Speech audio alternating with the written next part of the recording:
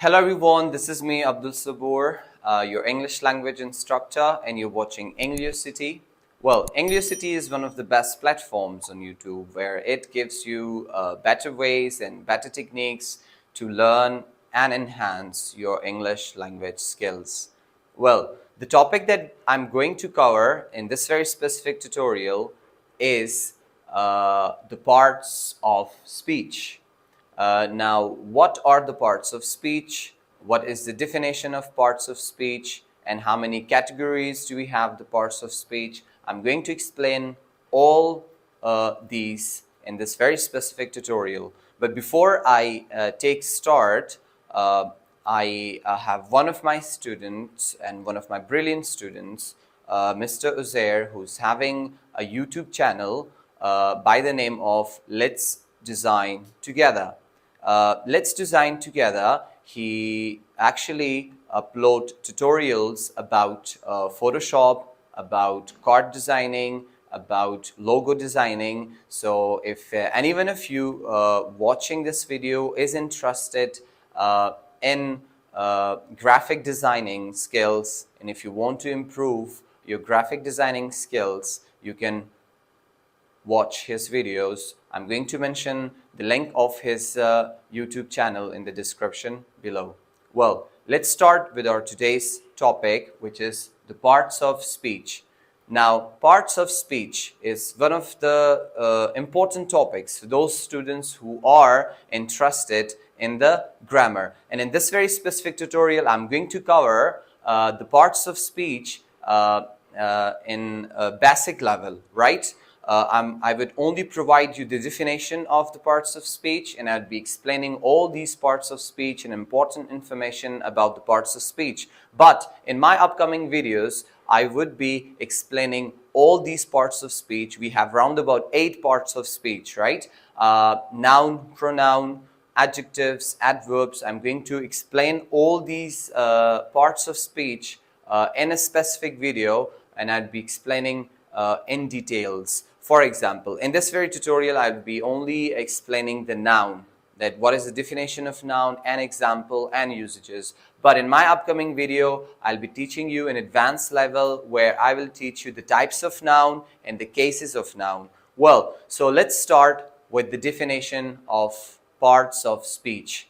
Well, parts of speech is a traditional method which is used to classify words in a sentence, right? Whenever we have a sentence, let's suppose I go to school, and whenever we want to classify, explain, and elaborate the words in a sentence, we use parts of speech. Now, parts of speech, why is it called parts of speech? Because these are the compositions of a sentence. Whenever we have a speech, whenever we have a composition, whenever we have a sentence, right? So that very specific sentence, that very specific composition or speech is made up of the parts of speech. For example, in this very specific sentence, when we have I go to school, so here I is the pronoun, it's the subject pronoun, right? Go is the verb, and to is the preposition, and school is the noun, and that's the object of the sentence, right? So how do we know what is a noun? How do we know what is a verb? And how do we know what is a preposition, right? That's actually with the help of parts of speech. With the help of parts of speech, we can actually modify, we can actually classify each specific words in a specific sentence. Just the example I give you, you can make any example, and then if you want to classify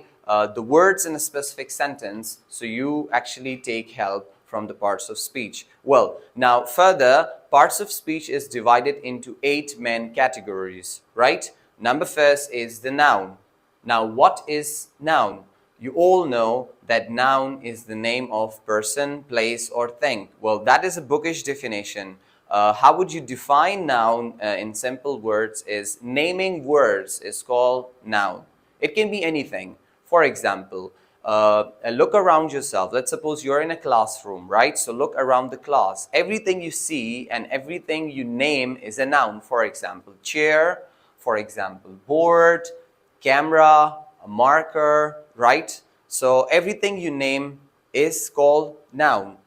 Now, noun is in naming words. Beside that, noun can be also used for action. Noun can also be the name of action. For example, going. For example, studying. Now, I like studying.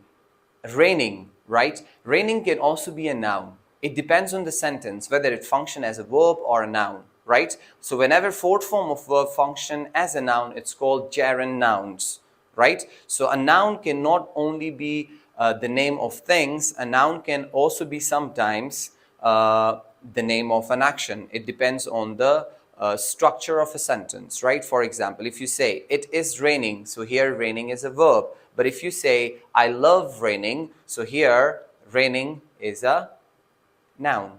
Well, moving on towards pronoun. Now, what are pronouns? Pronouns are actually the words which are used instead of noun. Now, if you say Mike is a student and Mike is an intelligent student. So here we have two sentences in which we have two nouns. So pronouns are normally used to avoid the repetition of noun, and pronouns are normally used to make our sentences more interesting. For example, instead of repeating the word Mike again and again in a sentence, it makes the sentence look dull, right? So that's how we have the pronouns, that instead of a noun, we use a pronoun. Now, Mike is a student and he is very intelligent. We do not use Mike, we do not repeat the nouns, right? Instead, we use a pronoun which can be used for the noun Mike. All right, the next part of speech is adjectives. Now, adjectives are commonly used, right? But what type of adjectives do you use? Well, I'll be explaining that in my upcoming videos in details. But for now, you just need to know that what are adjectives. Now, adjective is a word which modifies a noun or pronoun. Now here, when we talk about Mike, so Mike is a noun, right? So when we say Mike is an intelligent student, right? Now here, intelligent is an adjective which describes Mike, which is a noun. Or for example, when we say he is a brilliant student, right? So here we actually use brilliant, which is an adjective, and brilliant describes and modifies a pronoun, which is he. Well, so adjectives are the words that are used to describe a noun or pronoun. And further, the types of adjectives, we have descriptive adjectives. Now, the adjectives that you use, such as good, bad, expensive, and cheap, these are actually called the descriptive adjectives. Why are they called descriptive adjectives? Because they actually describe a noun or a pronoun. Well, the next adjective in that is a verb. Now, what is a verb? A verb shows action. When it is action verb, it shows action.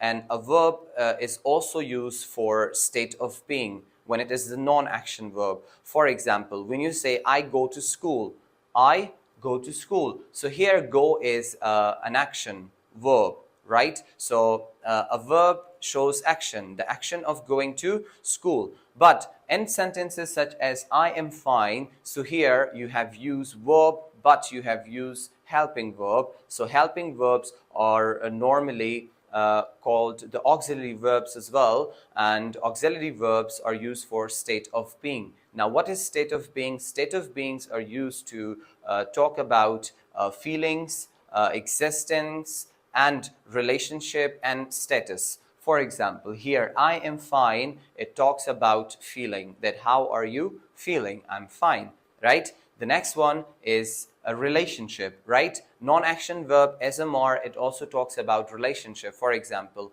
how would you say that he is my brother? You have your brother along with you, right? So when you say he is my brother, so here you have used is, which is SMR, helping verb, and that is used for relationship, for describing relationship. Well, the next parts of speech, and that is an adverb. Now, what are adverbs? Adverbs are the words that are used to describe an adjective, a verb, and another adverb. Now, how would you use adverbs? Adverbs are always describing three things, three parts of speech: a verb, an adjective, and another adverb. For example, when you say Mike is an intelligent student, right? So you can use adverbs here as well. Now, adverbs which are used before adjectives, what is their job? Their job is to add more meaning to the adjective. For example, Mike is a very intelligent student. Now here, very is an adverb which modifies an adjective here, which is intelligent. Mike is a very intelligent student, right? Now, an adverb can also be used to describe a verb. For example, he walks slowly or he works quickly. Now, here, slowly and quickly can be an adverb which modifies a verb here in the sentence, right? Now, further, an adverb is also used to modify another adverb. For example, in such sentences, when you see that the weather is really very beautiful, so here we have actually used two adverbs where really modifies very, and really and very both are the adverbs, right? And this kind of situations, we use it for exaggeration. For example, when you see something very beautiful, so you say the place was really very, very, very beautiful, right? Now you use multiple adverbs, so each adverb modifies another adverb and the last adverb modifies an adjective there, right? The next parts of speech is preposition.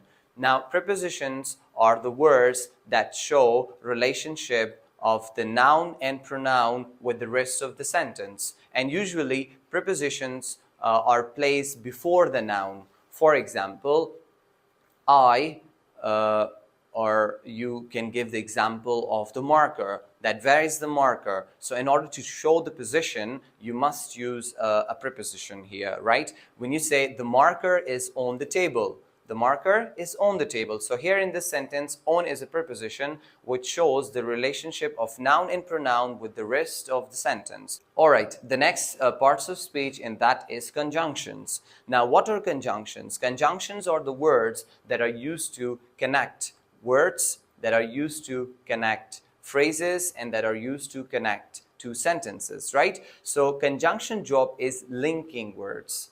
It links phrases and it links sentences. For example, you say Mike and Michael, right? So it connects two sentences, right? When you say Mike is a student and he is a brilliant student, so here and is a conjunction which connects two phrases or sentences, right? Well, in conjunctions we have the fanboys. Now the fanboys, the F stands for, the A stands for and the N stands for nor, yet, so. These are also the conjunctions we normally have. In conjunctions, we have different types of conjunctions, which I will be explaining in my upcoming videos. I'll be covering all these parts of speech in separate videos, and I'll be teaching you in advanced level as well. Well, the last parts of speech, and that is interjunction. Now, what is interjunctions? Interjunctions are used to describe a certain emotion, a certain feeling. For example, you're climbing a mountain, right?